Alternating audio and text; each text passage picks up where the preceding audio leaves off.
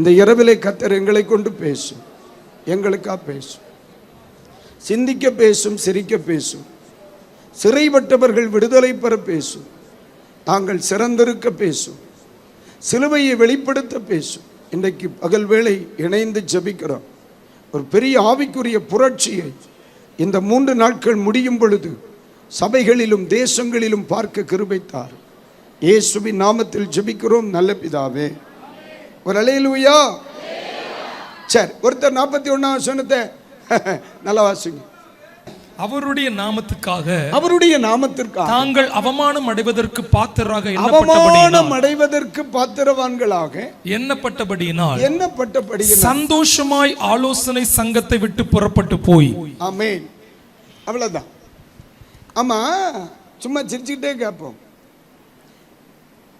பொதுவா எல்லாருக்கும் எப்ப துக்கம், பாடுகள், நெருக்கம், மூஞ்சி இறுகி போன நிலைமை வருமோ அந்த இடத்துல அவன் ரொம்ப ஜாலியா இருந்திருக்கான்.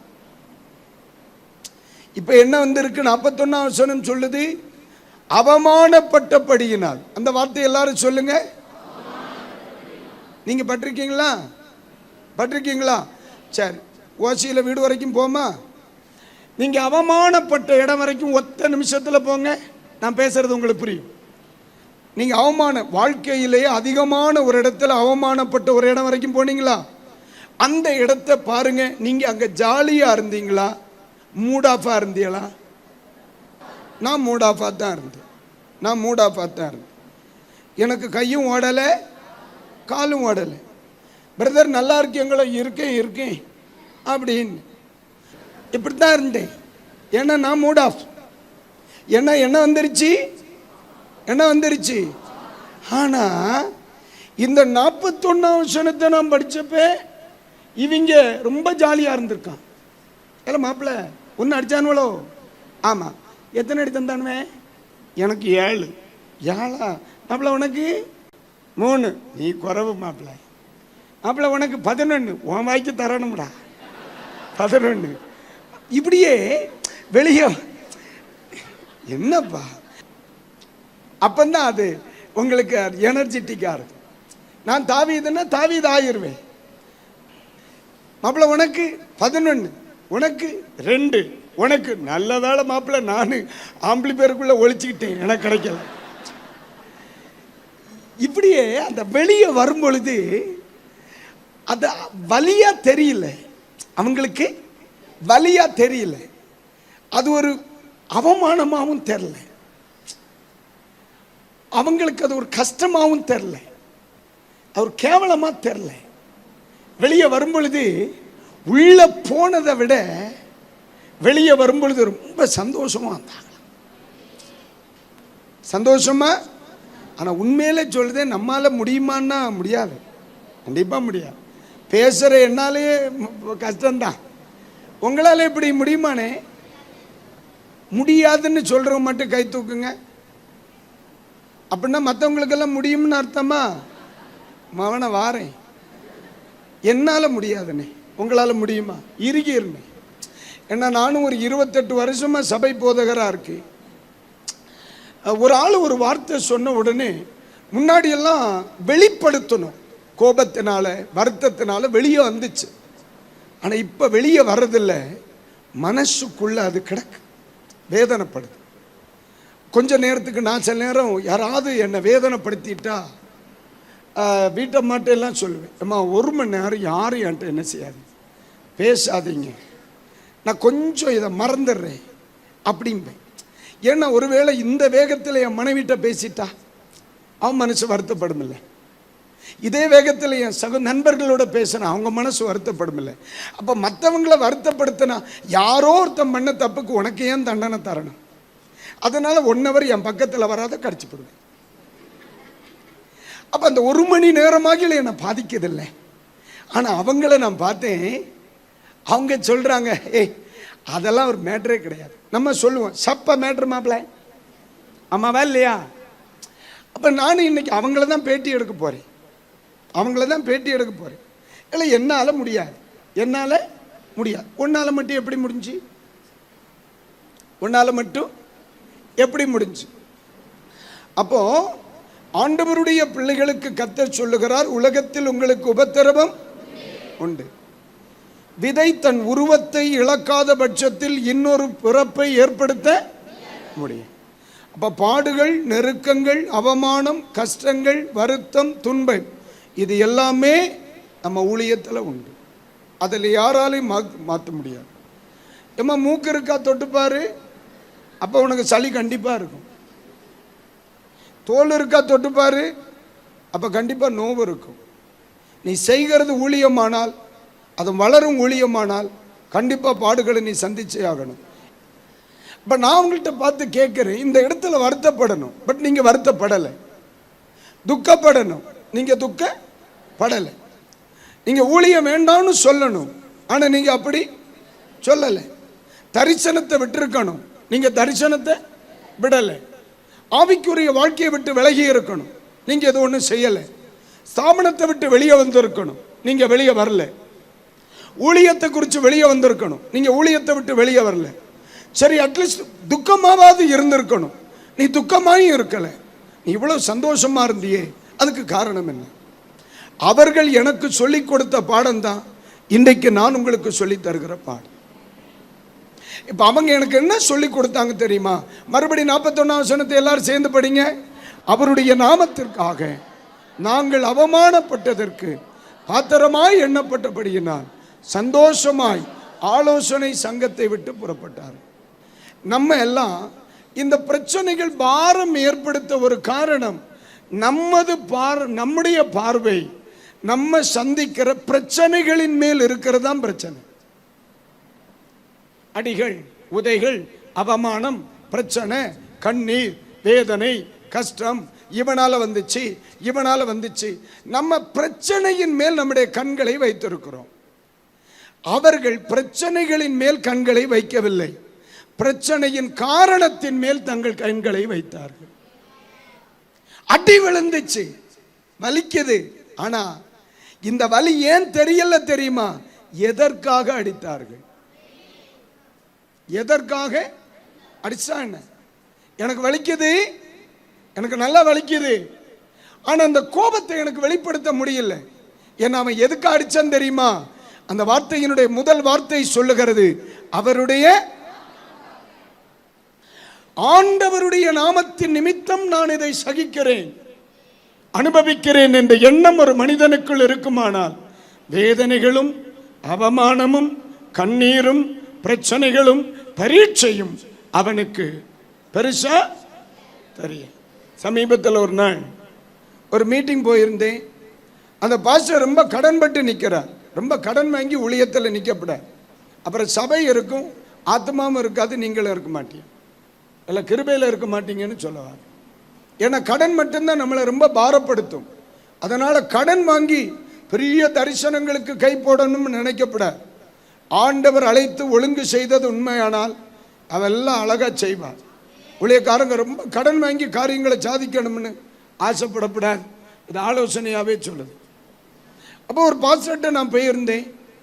அவர் சொன்னார், பாஸ்டர் எனக்கு 1.25 கோடி ரூபாய் கடன் இருக்குன்னார். நான் உடனே, உனக்கு கஷ்டமா தெரியலையா ஐயா அப்படின்னு கேட்டேன். உடனே அவர் ஒரு வார்த்தையை சொன்னார், எனக்காண்டியா வாங்கினேன், ஆண்டவருக்காண்டி தானே. அதுக்கு மேலே ஒரு வார்த்தையே சொல்ல. ஏன்னா பிரச்சனை அவனுக்கு பெருசா தெரியல, எதற்காக வாங்கினேன் அதுதான் அவனுக்கு பெருசா தெரியுது. அதனால சப்பமேட்டு அடிகள், அவமானங்கள், எதிர்ப்புகள், பிரச்சனைகள் இது வரத்தான் செய்யும். பிரச்சனைகளின் மேல் நம்முடைய கவனம் இருக்குமானால் அது நம்மை தளர பண்ணும். அதே நேரத்தில் ஆண்டவருக்காக தானே, ஆண்டவருக்காக தானே, ஆண்டவருக்காக தானே இந்த மனநிலை ஒருவனுக்குள் இருக்குமானால் அவன் எந்த பிரச்சனை எதிர்கொள்வதற்கு ஆயத்தமாவான். கைகளை உயர்த்தி ஒரு அல்லேலூயா சொல்லுங்க. அப்ப அவர்களால் இதை எப்படி ஃபேஸ் பண்ண முடிஞ்சுச்சுன்னா, அவர்களுடைய பார்வையில் பிரச்சனைகள் பெருசா தெரியல, பிரச்சனைகளுக்கான காரணம். அல்லேலூயா, அல்லேலூயா. இப்போ இந்த அடி அவருக்காக நான் வாங்கிறது, இந்த அவமானம் அவருக்காக நான் வாங்கிறது, இந்த பழிச்சொல் அவருக்காக, ஆண்டவருக்காக தானே. சொல்லுங்க, ஆண்டவருக்காக தானே, ஆண்டவருக்காக தானே, ஆண்டவருக்காக தானே. அல்லேலூயா.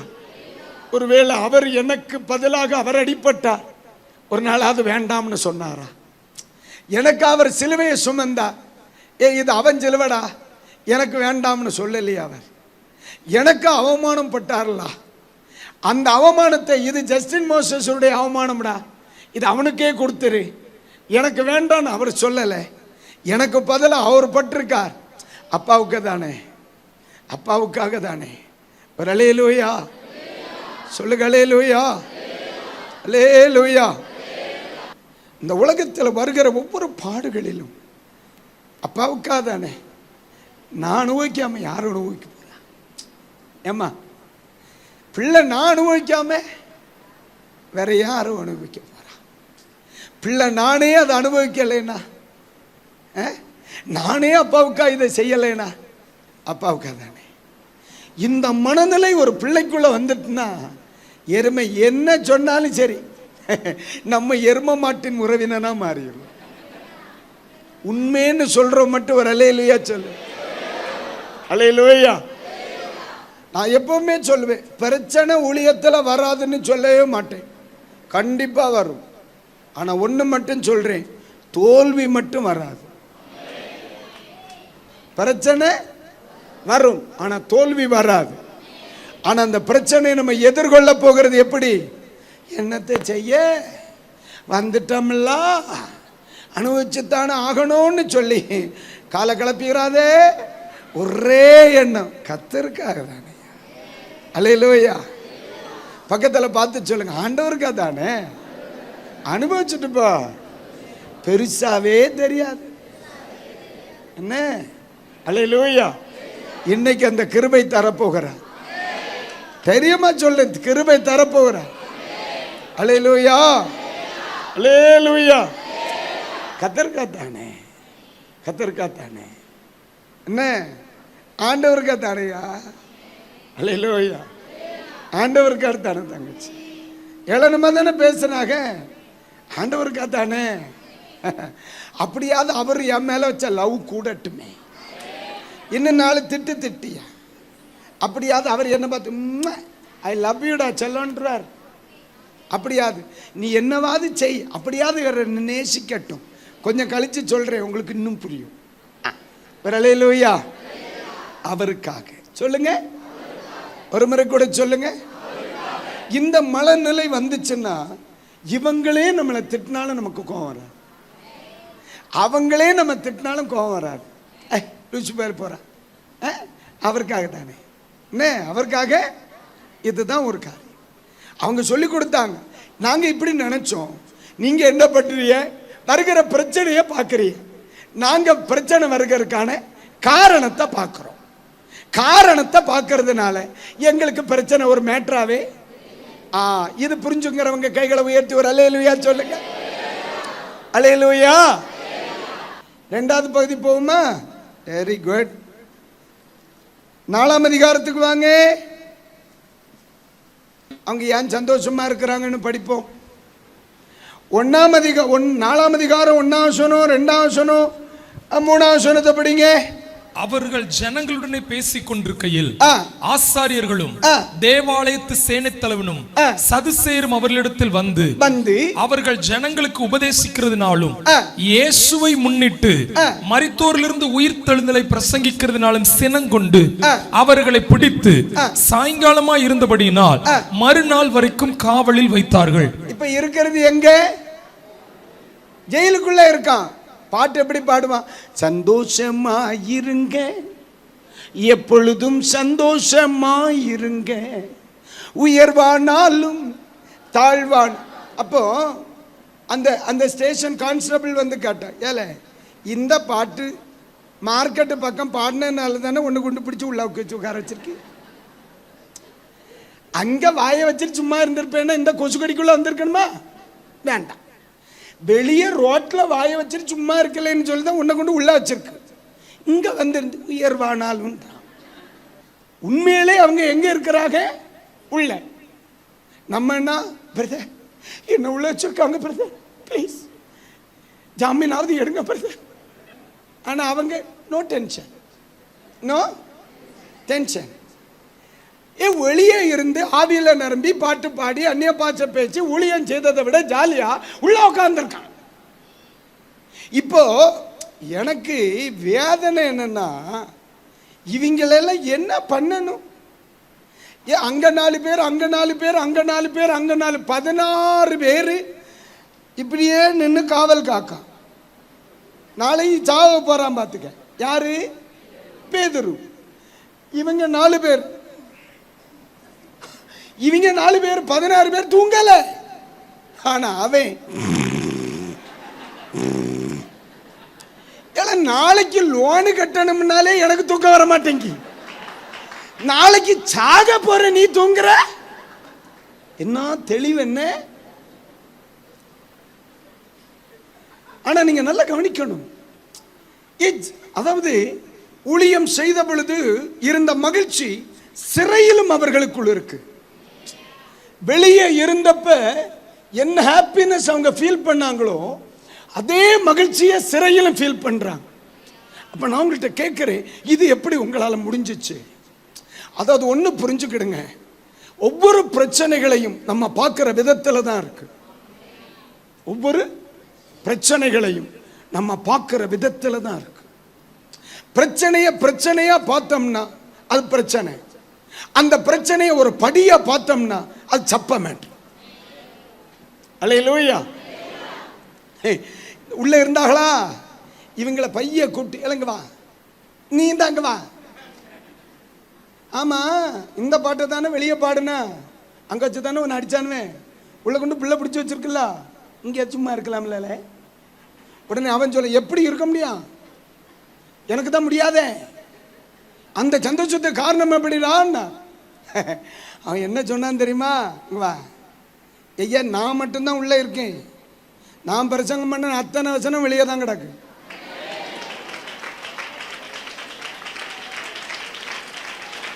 புரிஞ்சா ஐயா? என்ன மட்டும்தான் உள்ள வைக்க முடிஞ்சிச்சு. பகல் முழுவதும் விதைக்க வேண்டியதை விதைச்சிட்டு தான் வந்திருக்கேன். ஐ ஆம் ஹாப்பி. சொல்ல புரியுதா? அதாவது உயிரற்ற விதையை நான் விதைத்திருந்தால் உள்ள இருக்கும் கவலைப்படணும். கட்டுக்கதைகளை நாம் பிரசங்கித்திருந்தால் உள்ளே இருக்கும் நான் வருத்தப்பட்டிருக்கணும். 1ஆம் வசனம் சொல்லுகிறது, இயேசுவை கிறிஸ்து என்றும் உயிர் தழுதலை குறிச்சும். நான் உசுருள்ள வசனத்தை என்ன பிரசங்கம் பண்ண? இயேசுவை முன்னிட்டு மரித்தோர் என்று உயிர் தழுதலை நான் பிரசங்கம் பண்ணினது உசுருள்ள வசனம். அது பாறையில் இருந்தாலும் வளரும், மணல்ல விழுந்தாலும் வளரும், கட்டாந்தரையில் விழுந்தாலும் வளரும். நான் விதைச்சது வசனம். என்ன உள்ள போட்டு பிடிச்சு போட உன்னால முடிஞ்சிச்சு. நான் பேசின ஒத்த வார்த்தையை உன்னால பிடிச்சு உள்ள போட்டுருப்பாரு, மவன நடக்காது. அடுத்த வசனம் என்ன சொல்லுது? கடைசி வசனம் நம்ம இப்ப படிச்சல கடைசி வசனம், அவர்களை பிடித்து இல்லனே 4ஆம் வசனத்தை படி, வசனத்தை கேட்டவர்கள் அநேகர் விசுவாசித்தார்கள். அவர்கள் தொகை ஏறக்குறைய 5000 இருந்தது. பியாச்சனும் உள்ள இருக்கான், வசனம் வேலை செய்து. பலன் எவ்வளவு? ஒத்த பிரசங்கத்துக்கு 5000 பேரை வந்திருக்கான். நான் உள்ள இருந்தான், வெளியே இருந்தான். உள்ள நாள் மொத்தம் ஊழியம் செய்தே 500 தாண்ட மாட்டேங்க. அங்க ஒத்த பிரசங்கத்தில் எத்தனை ஆச்சு? இப்ப சொல்லு, நம்ம உள்ள இருந்தா என்ன, வெளியே இருந்தா சேஃப்டி இல்லை, உள்ள இருக்கிறதா சேஃப்டி. என் பிள்ளைங்க ரொம்ப கஷ்டப்பட்டானுவேன். ராத்திரி போலீஸ் ப்ரொடெக்ஷனோட தூங்கட்டும்னு அவர் பிளான் பண்ணி உள்ள வச்சிருக்கார். சும்மா கடை ஒரு பய உள்ள இருக்கும்போது நம்மளை தொட்டு பாப்பா, தொட முடியாது. ஆண்டவருக்கு தெரியும். மோசையை அவன் வீட்டில் சோத்த போட்டாதான் சேஃப்டி. ராத்திரி இந்த பிள்ளை வெளியே இப்பதான் ரோட் சைடில் தூங்கவே முடியாது. எவன் வண்டி எந்தால கொண்ட பூதாவை நெஞ்சிலே இல்லப்பா யாருது. ரோட்டில் தூங்கினா சேஃப்டி இல்லைன்னு சொல்லி கரெக்டாக கொண்டு அரசாங்க அனுமதியோட போலீஸ்காரன் பாதுகாப்போட உள்ள கொண்டு தூங்க வச்சுட்டார்ல. இவ்வளவு சேஃப்டி இருக்குமா? நான் எனக்கு கவலைப்படணும்? அது சொன்னார். நான் சந்தோஷமா இருக்கிறதுனால தானே உனக்கு கடுப்பா இருக்கு. நான் மட்டும்தான் உள்ள இருக்கேன். நான் பேசின அத்தனை வார்த்தை வெளியே இருக்கு. அதை நாளைக்கு பாரு, 5000 பேரை எழுப்பி வச்சிருக்கோம். அதனால தான் நான் சந்தோஷமா. என்னுடைய வசனம் உயிருள்ளதானால் எந்த பாடுகளையும் நான் எதிர்கொள்வதற்கு ஆயத்தம்.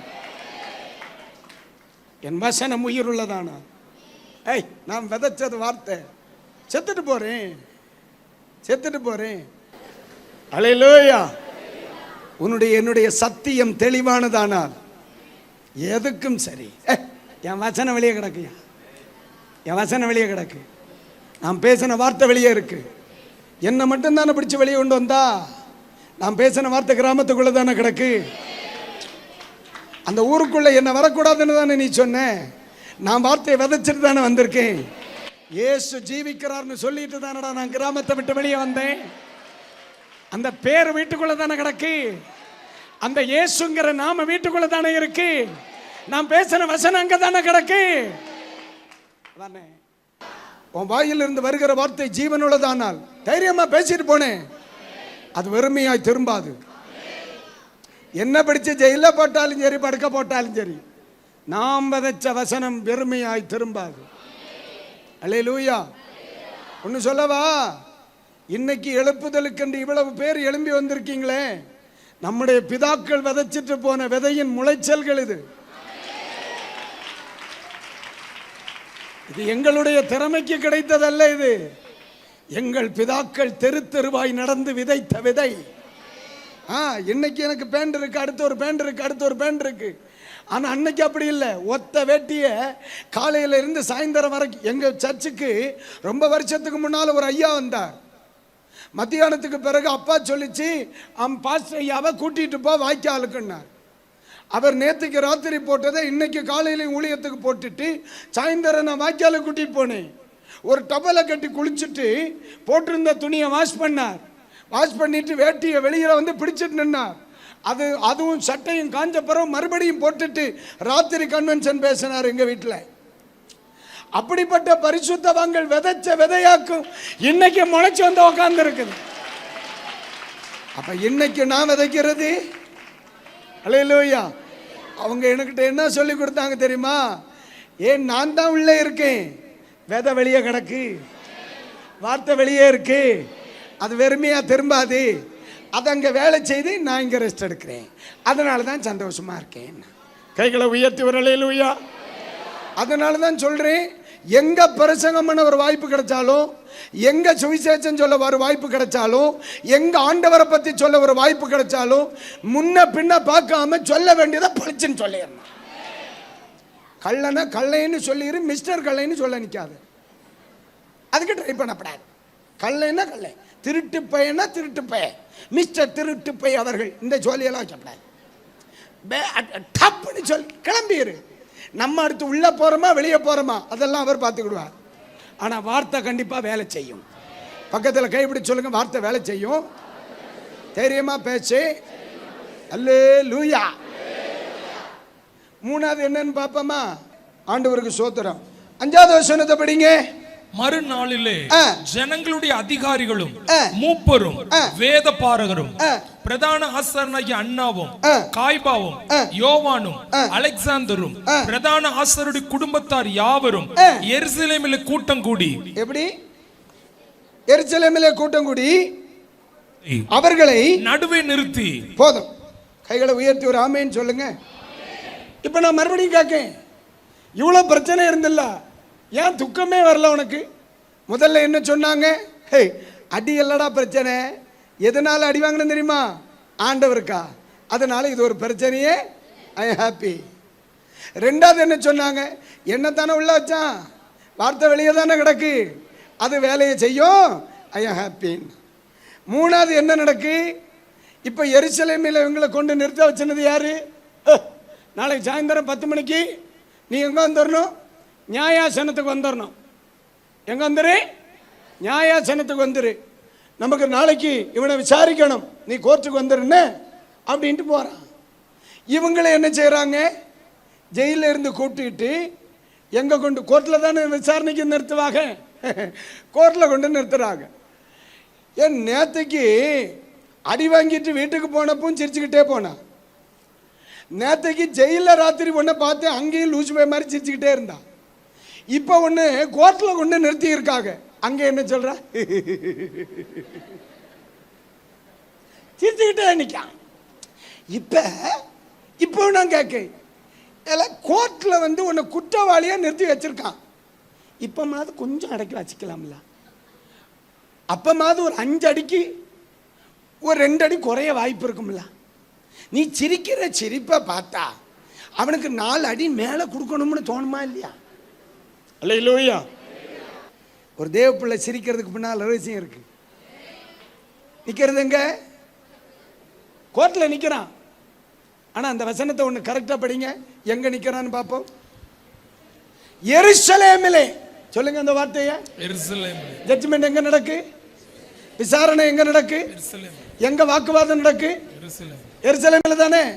ஆண்டவர் என்ன எங்க நிற்க சொன்னாரு? அப்போ சொல்ல 1:5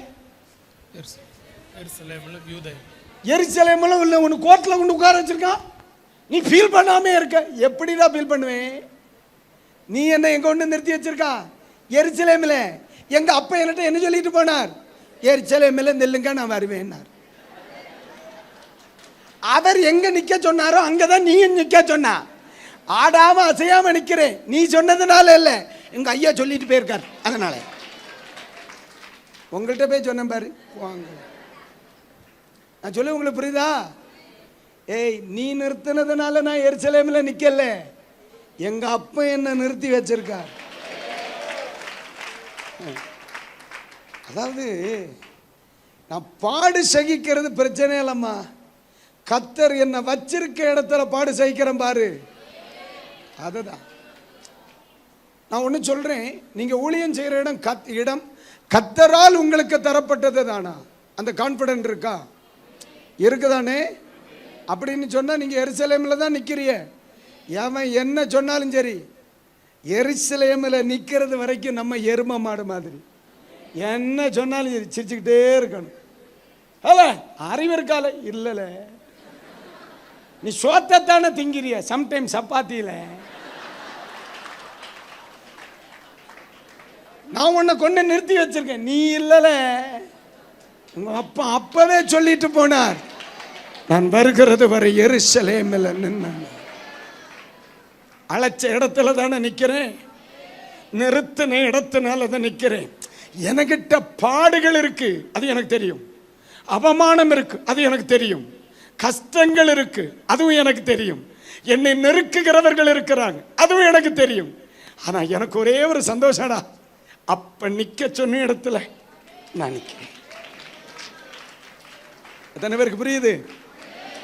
எத்தனை பேருக்கு புரியுது? அல்லேலூயா.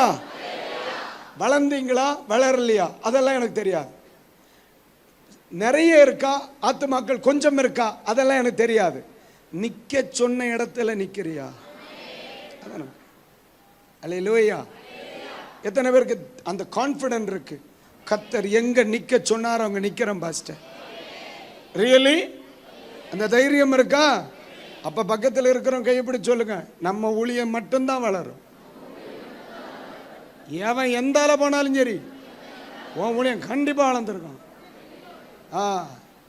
நான் அடிக்கடி நம்ம சபையில சொல்லுவேன், ஏல எவன் எந்தால போனாலும் சரி நான் நல்லா தாம்பல இருப்பேன். நீ நல்லா இருக்கணும்னு என் பின்னால வா. எவன் எந்தால போனாலும். ஏன் தெரியுமா? அப்பாவை நிக்க வச்ச இடத்துல 28 வருஷமா நிக்க கர்த்தர் உதவி செய்தான். வளர்ந்தனா, சாதிச்சானா, பெரிய ஆளானா, ஆத்துமாக்கள் வச்சனா அது தெரியாது. என்ன தெய்வம் வச்ச இடத்துல நம்ம நிக்கிறதே வெற்றி தான். என் கால் எங்கே நிற்கிறது? எருசலேமில். சொல்லுங்க, எருசலேமில். சத்தமா, எருசலேமில். அவமானப்படுறேன் எங்க? நிந்திக்கப்படுறேன் எங்க? பழி சுமக்கப்படுகிற எங்க? சரியா தானே போயிட்டு இருக்கு வண்டி. அப்ப பக்கத்தில் சொல்லுங்க, வண்டியெல்லாம் சரியாதான் போகுது, வருத்தப்படாது. வண்டியெல்லாம் சரியாதான் போகுது, வருத்தப்படாது. சரியாதான் போயிட்டு இருக்கு வண்டி. ஆண்டவர் அந்த இடம் தானே கர்த்தர் உங்களுக்கு தந்தா, அதானே? அப்ப சரியா தானே போயிட்டு இருக்கு. ஏன் ஒரு மாதிரி உருன்னு இருக்கா? சந்தோஷமா இருக்கு, சரியா தான் இருக்கு. அல்லேலூயா. அதாவது நான் ஆண்டவருடைய சமூகத்தில் வருஷங்களுக்கு முன்னால சொன்ன ஒரு வார்த்தை இது. ஐயா, நான் வளர்ந்தனா கட்டுனா சபை கட்டினா அதெல்லாம் எனக்கு தெரியாது.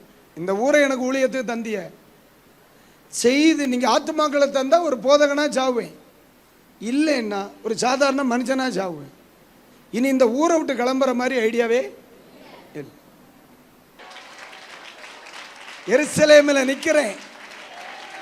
நீ என்ன குற்றவாளியா நிறுத்தி இருக்க, நீ ஒரு அவமான பொருளா நிறுத்தி இருக்க. நீ பண்ற அவமானமோ நீ சொல்லுகிற நிந்தையோ எனக்கு பெருசா தெரியல. அப்பா நிக்க சொன்ன இடத்துல நான் நிக்கிறேன் தெரியுமா, அதுதான் எனக்கு சந்தோஷமா தெரியுது. ஹல்லேலூயா. அப்புறம் இவங்களை பயன்படுத்தாம ஆண்டவர் யாரை பயன்படுத்துவார்னே? இவங்களை கையில் எடுக்காம கர்த்தர் யாரை கையில் எடுப்பா? இவங்களுக்கு எதிர்காலம் கொடுக்காம ஆண்டவர் யாருக்கு கொடுக்க போகிறார்? இன்னைக்கு மாலை பொழுதுல ஆணித்தரமா சொல்றேன், நீங்க மட்டும்தான் வளர போறீங்க. நீ இருக்கிற இடத்துல இன்னொருத்தனுக்கு தேவையே வரக்கூடாது. நான் சொல்லுது உங்களுக்கு எத்தனை பேருக்கு புரியுது? 5 பேருக்கிட்ட நீ 6வது ஆளா இருக்கக்கூடாது, 10 பேர் கூட 11வது ஆளா இருக்கக்கூடாது. நீங்க இருக்கிற இடத்துல இன்னொரு ஆளுக்கு தேவை வரக்கூடாது. எத்தனை பேர் அதை விரும்புறீங்க? எத்தனை பேர் விரும்புறீங்க? அல்லேலூயா. இருந்தா உருப்படியா இருக்கணும், இல்லைன்னா பஞ்சு வச்சு மேலேயாவது போயிடணும். ஆமென். கர்த்தர் கிருபை தருவாராக. அதுக்கு இல்லை, இங்க ஏதாவது செய்ய. ஆமென். நேரம் ஆயிருச்சு. இப்போ முதல்ல நம்ம சொல்றது புரியுதா உங்களுக்கு? ஒரு தெளிவு வந்துருச்சானே? இன்னைக்கு கழுத என்ன வந்தாலும் பார்க்கலாம். ஒரு தைரியம் வந்துருச்சா? என்ன வந்தாலும் சொல்லணே, தைரியமா இனி என்ன வந்தாலும் பார்க்கலாம். கைகளை உயர்த்தி வர. அல்லேலூயா. எனக்கு தைரியம் மாறியா? எனக்கு தைரியம், நல்ல தைரியம் உண்டு. கர்த்தர் என்னை வைத்த இடத்துல நிற்கிறேங்கிறது வரைக்கும் ஏன்னா எவனை ஒன்று என்ன ஒன்று செய்ய முடியாது.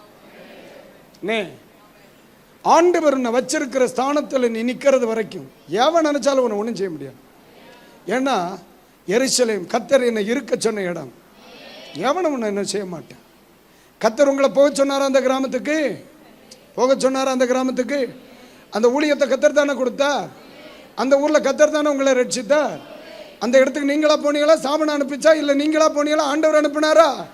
கர்த்தர் தானே தந்தார். தைரியமா நல்லனே.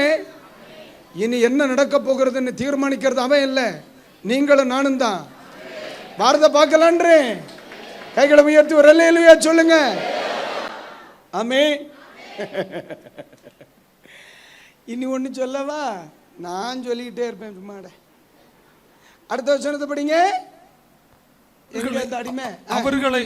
அவர்களை நிறுத்தி நீங்கள் எந்த வல்லமையினாலே எந்த நாமத்தினாலே இதை செய்தீர்கள் என்று கேட்டார்கள். அப்பொழுது பேதுரு பரிசுத்த ஆவியினாலே நிரம்பி அவர்களை நோக்கி, ஜனத்தின் அதிகாரிகளே, இஸ்ரவேலின் மூப்பர்களே, பிணியாளியா இருந்த இந்த மனுஷனுக்கு செய்யப்பட்ட உபகாரத்தை குறித்து எதினாலே இவன் ஆரோக்கியமான என்று நீங்கள் இன்று எங்களிடத்தில் விசாரித்து கேட்டால், உங்களால் சிலுவையில் அறையப்பட்டவரும் தேவனால் மரித்தோரிலிருந்து எழுப்பப்பட்டவருமாகிய நசரேயனாகிய இயேசு கிறிஸ்துவின் நாமத்தினாலேயே இவன் உங்களுக்கு முன்பாக சுஸ்தமாய் நிற்கிறான் என்று உங்கள் எல்லாருக்கும் இஸ்ரவேல் ஜனங்கள் எல்லாருக்கும் தெரிந்திருக்க கடவுது.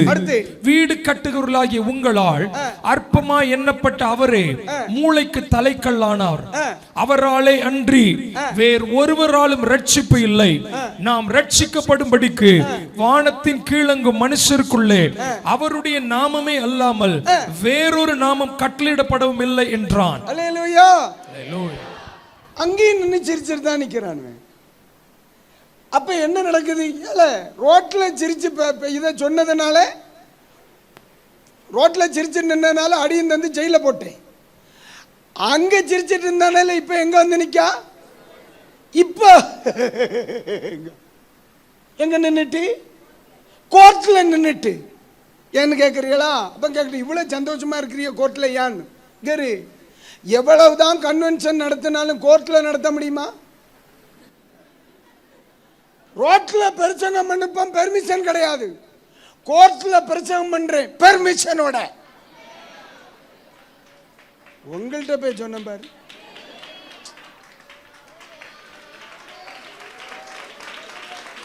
இதெல்லாம் டியூப் லைட்டடா. நான் சொல்ல புரியுதா? ரோட்ல பேச பெர்மிஷன் இல்லை, ஜெயிலில் பாட பெர்மிஷன் இல்லை. நான் கோர்ட்ல இயேசு கிறிஸ்துவே அல்லாமல் வேறு சுவிசேஷம் சொல்லுவதற்கு அப்பா தருகிற அதை எப்படி எடுத்துக்கிட்டாங்க பாரு. அதை எப்படி எடுத்தாங்க. நீ அதை ஜெயில் நினைக்கிற, அவன் சொல்றான் சேஃப்டியான பிளேஸ்ன்னு எடுக்கிறான். நீ அதை கோர்ட்டுன்னு எடுக்கிற, அவங்க நோ பெர்மிஷனோட நடக்கிற மிகப்பெரிய கன்வென்ஷன் எடுக்கிறான். அல்லேலூயா. அந்த பிரச்சனையை எப்படி எடுக்கிற நீ? அந்த பிரச்சனை நீங்க எடுக்கிற விதத்திலேயே உங்க மகிழ்ச்சியை கெடுக்க எவனாலையும் முடியாதுன்றேன். கைகளை உயர்த்தி ஒரு அல்லேலூயா சொல்ல, புரியுதானே? நீ தைரியமா இரு, நம்ம வண்டி சரியா தான் போயிட்டு இருக்கு. எனக்கு தைரியம் இருக்கு, நம்ம வண்டி சரியா தான் போகுது. உங்களுக்கு அந்த தைரியம் இருந்தா இப்ப ஒரு அல்லேலூயா சொல்லுங்க. அப்ப எல்லா வண்டியும் சரியா தான் போகுது. ஆமே, எல்லா வண்டியும். ஆமா, நீ எந்த தைரியத்தில் சொல்ற? இயேசு தைரியம் தான். அப்படின்னா அவர் யார்? இயேசு தான் ரட்சகர். எப்படியோ வித்தவுட் பெர்மிஷனோட ரோட்ல பேசினேன், வித் பெர்மிஷனோட கோர்ட்டில் பேசியிருக்கேன். இதுலேருந்து என்ன தெரியுது?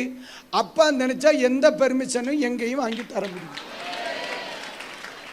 ஆமாண்டி, அதான். அதனால தான் அவன் அப்பவும் சிரிச்சிருக்கான். நான் ஜாலியாக தான் இருக்கேன், சும்மா இட. ஏன் தெரியுமா? எங்கே போனாலும் எனக்கு ஒரு வாய்ப்பு இருந்துக்கிட்டே இருக்கு. அல்லேலூயா. எங்கே போனாலும் ஜெயிலில் போடுதானுமே அவர் பிரசிடண்ட் ரசிக்கப்படுதார், ரோட்டில் விடுகானுமே கடைக்காரன் ரசிக்கப்படுதான். இனி என்ன, நீ கொண்டு நேராக பல்லவத்தில் தான் கொண்டு விடணும், வாய்ப்பே இல்லை. அப்போ இன்றைக்கு ராத்திரி ஒன்று புரிந்து கொள்ளணும், அவங்க சந்தித்த பிரச்சனையை நெகட்டிவாக பார்க்கல, பாசிட்டிவாக பார்த்தீங்க. உங்கள் வாழ்க்கையில் நீங்கள் சந்திக்கிற எல்லா உபத்திரவங்களையும் பாசிட்டிவாக பார்க்க ஆரம்பிச்சா, இன்னைக்கு தெளிவாக சொல்கிறேன், இந்த முகாமுக்கு பிறகு நீங்கள் எடுத்து வைக்கிற ஒவ்வொரு அடிகளும் ஜெயத்தின் அடிகளாத்தான். அல்லேலூயா. என் டைம் முடிய போகுது, நான் முடிக்கேன். அப்போ மறுபடியும் இருந்து சிரிச்சுக்கிட்டு தான் இருக்கான். இப்போ இவங்க இன்னைக்கு இயேசுவை பற்றி சொன்னது போதும், இனி நீ என்ன செய்யப்படாது, பேசப்படாது, பேசுனா கொன்னே விடுவேன். அப்போ சொல்ல சிரிச்சுட்டு போவாங்க. ஏன்னு கேட்டா அவனுக்கு ஒரு உண்மை தெரிஞ்சிருக்கு. ஐயா ஒன்று சொல்ல கேட்குறீங்களா? இந்த கிருபைகள், வரங்கள், வல்லமைகள் எல்லாம் நம்ம எப்போ வாங்குறோம்? இதை மாதிரி கிருபை உள்ளவர்கள் வருகும்போது தானே. உண்மையான வரங்கள் எப்போ உள்ள வரும் தெரியுமா? சொல்லுதேங்க. இப்போ நம்ம கடைசியாக படித்த பகுதி எத்தனை வசனத்திலேருந்து படித்தோம்? எந்த வல்லமையினால செய்கிறீங்கன்னு கேட்டாங்களா இல்லையா? அது எத்தனை வசனம்? 7, 8 ஒரு முறை கூட படிங்க பாப்போம். அவர்களை நடுவில் நிறுத்தி நீங்கள் எந்த வல்லமையினாலே எந்த நாமத்தினாலே இதை செய்தீர்கள் என்று கேட்டாங்க. தெரியாம கேட்டான். அப்படி அப்பொழுது பேதுரு பரிசுத்த ஆவியினாலே நிறைந்து, எப்ப கேம்பலியா கிடைச்சிருந்த கிருபை? இவ்வளோ பாடுகளையும் பிரச்சனையிலையும் ஜாலியா இருக்கிறியா? நான் அபிஷேகம் பெற நேரம் வந்துருச்சு. அல்லேலூயா. நே முகாமில் கிடைக்கிற அபிஷேகத்தை விட, தீர்க்கதரிசிகள் தலைமையில கை வைக்கும் பொழுது கிடைக்கிற அபிஷேகத்தை விட, முச்சந்தியில நின்று நீ அவமானப்படுவ பாரு, அப்ப ஒரு அபிஷேகம் இறங்கும். அத உலகத்துல எவன் நினைச்சாலும் நம்ம தலையிலிருந்து எடுக்கவே முடியாது. அல்லேலூயா. அது இப்ப சொல்லுங்க, உபத்திரம் வேணுமா வேண்டாமா? ஆமென். எத்தனையோ தடவை பேதுரு நிரம்பினார், ஆனா இப்ப ஒரு வாட்டி நிரம்பினார். எங்க? கோர்ட்ல. யார் முன்னாடி? பாலா போன பயிலோ முன்னாடி. அப்ப இறங்கிச்சிட்டு பாரு அபிஷேகம். அவ்வளவுதான். சத்துருவின் ஆரவாரம் எங்கு கேட்கிறதோ உடனே தெய்வ மக்கள் புரியணும், கர்த்தர் என்னை நிரப்பும் வேளை வந்தது. சிம்சோனுடைய தோல் இப்படி கட்டி இருக்கா? வீட்டில இருந்து பிடிச்சிட்டு வராங்களா? ரொம்ப தூரம் நடந்து வராங்களா? ஊரே அமைதியா இருக்கா? ஒண்ணுமே வரல. லேகி வரைக்கும் வந்தப்ப இவனுக்கு விரோதமா அவங்க ஆர்ப்பரிச்சாங்களா? சத்துருவின் சத்தம் உயர்ந்தப்போ வானம் திறந்துருச்சுல்ல. உலகம் உனக்கு விரோதமா எப்பொழுது எழும்புமோ அப்ப புரியணும், என்னை தெய்வம் நிரப்புகிற அதனால தான் சொல்றேன், நீங்க கிருபைகளும் வரங்களையும் எந்த இடத்திலே வாங்க தவறினாலும் உபத்திரவத்தின் நேரங்களில் வாங்க தவறிவிடக்கூடாது. பாடுகள் வேண்டாம் என்று சொல்லக்கூடாது. எனக்கு கிருபை வேணும்னு கேட்கணும். பாடுகள் வரும் பொழுது அது சும்மா வராது. அடுத்து நீ ஓட வேண்டிய அபிஷேகத்தையும் கொண்டுதான் வரும். அபிஷேகத்தை கொண்டுதான் வரும். அவமானப்படாத யாரும் தேசத்தை மாற்றினதில்லை. அவமானப்பட்டவர்கள் மட்டும்தான் மாற்றத்தை அனுபவித்தார்கள். என் அப்ப கிடைக்கிற அபிஷேகம் வேற எப்பவும் கிடைக்காது. எவ்வளோ பெரிய தீர்க்கதரிசி உங்க தலையில கை வச்சாலும் இந்த இடத்துல அவமானப்பட்டவர்கள் பலரும் இருக்கிறீங்க. தெளிவா அன்னைக்கு பகல் வேளை கர்த்தர் சொல்லுகிறார், என்னைக்கெல்லாம் உன் தேசத்தில் நீ அவமானப்பட்டு நின்னியோ அன்னைக்கே அந்த தேசத்தை கீழ்ப்படுத்த நான் உன்னை அபிஷேகம் பண்ணி விட்டேன். அன்னைக்கே பெற்றேன். அது உனக்கு தெரியாம இருந்த அவ்வளவுதான். உனக்கு தெரியாம இருந்த அவ்வளவுதான். அதனாலதான் உபத்திரவங்கள் வரும் பொழுது நான் நிரப்பப்படுகிறேன். உபத்திரவங்கள் வரும் பொழுது நான் நிரப்பப்படுகிறேன். பாடுகள் வரும் பொழுது நான் நிரப்பப்படுகிறேன். அவன் சொல்றான் பாடுகள் என்ன பலகீனப்படுத்துதுன்னு. நான் சொல்றேன் பாடுகள் தான் என்னை பலப்படுத்துகிறது. ஸ்தோத்திரம். உலகம் ஏன் தெரியுமா? அதாவது மூட்டை பூச்சி இருக்குல்ல, இந்த மூட்டை பூச்சியை நம்ம நசுக்கிட்டோன்னு வைங்க, அது பல ஆயிரமா பெரியமா. அதே மாதிரிதான் உங்களுக்குள்ள இருக்கிற தேவ கிருபை. நீங்க பாடுகள் அனுபவிக்க அனுபவிக்க கிருபை உள்ளவர்களா மாத்திக்கிட்டே இருக்கும் உங்களை. இப்ப சொல்லுங்க, பாடுகள் வேணாமா வேண்டாமா? சந்தோஷமா இருக்கணுமா வேணுமா? இப்ப தைரியமா சொல்லுங்க, என்ன வந்தாலும் சரி ஊழியம் செய்யறதுதான். பக்கத்தில் சொல்லுங்க, என்ன வந்தாலும் சரி ஊழியம் செய்யறதுதான். ஊழியம் செய்யறதுதான். ஒரு அல்லேலூயா. இப்ப நான் சொல்றேன், இந்த 3 நாள் முகாமில் கிடைக்கிற கிருபை இல்லை, நீ அவமானப்படுகிற ஒவ்வொரு நிமிஷமும் உன் தலைக்கு வருமாறு கிருபை.